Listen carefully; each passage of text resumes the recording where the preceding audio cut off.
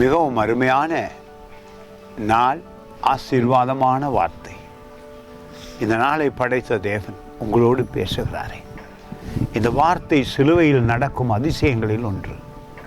உங்களுக்கு வேதனையா, கவலையா, பயமா, சோர்வா, இவைகளெல்லாம் அதிசயமாக உங்களை விட்டு எடுக்கப்பட்டது. ஆனால் அவைகளை அனுபவிக்க வேண்டும் என்றால் நீங்கள் ரட்சிக்கப்படுவது மட்டுமல்ல, விசுவசிக்க பழக வேண்டும். ஏசாயா தீர்க்கதரிசி புத்தகம் 53ஆம் அதிகாரத்தில் மகிமையான காரியங்கள் சிலுவையில் நடப்பவைகளை பற்றி எழுதப்பட்டிருக்கிறது. 3வது வசனம் சொல்லுகிறது, அவர் அசட்டை பண்ணப்பட்டவரும் மனுஷரால் புறக்கணிக்கப்பட்டவரும் துக்கம் நிறைந்தவரும் பாடு அனுபவித்தவருமாயிருந்தார். அவரை விட்டு நம்முடைய முகங்களை மறைத்து கொண்டோம். அவர் அசட்டை பண்ணப்பட்டிருந்தார், அவரை எண்ணாமல் போனோம்.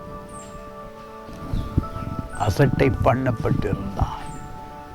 இயேசு கிறிஸ்துவனுடைய பாடுகள் பூமியிலே உங்களுக்காக எனக்காக, அவருடைய துன்பங்களை பார்க்கும் பொழுது அநேகர் அவர் வேதனைப்படுகிறார், அவர் செய்தவைகளுக்கு என்று நினைத்து விட்டார்கள்.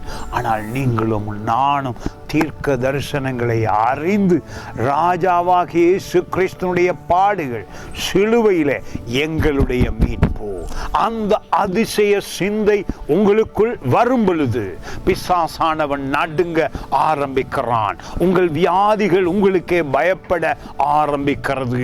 உங்களுடைய துன்பங்கள், பாடுகள், வேதனைகள் இயேசு கிறிஸ்துவை நினைத்து அவைகள் அவர் மூலமாக அகற்றப்படுகிறது என்று நினைப்பதும் விசுவசிப்பதும் அதிசயமான காரியமாயிருக்கிறது.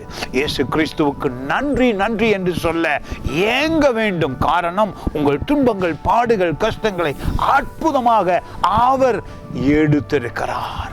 விசுவசியுங்கள். God bless you.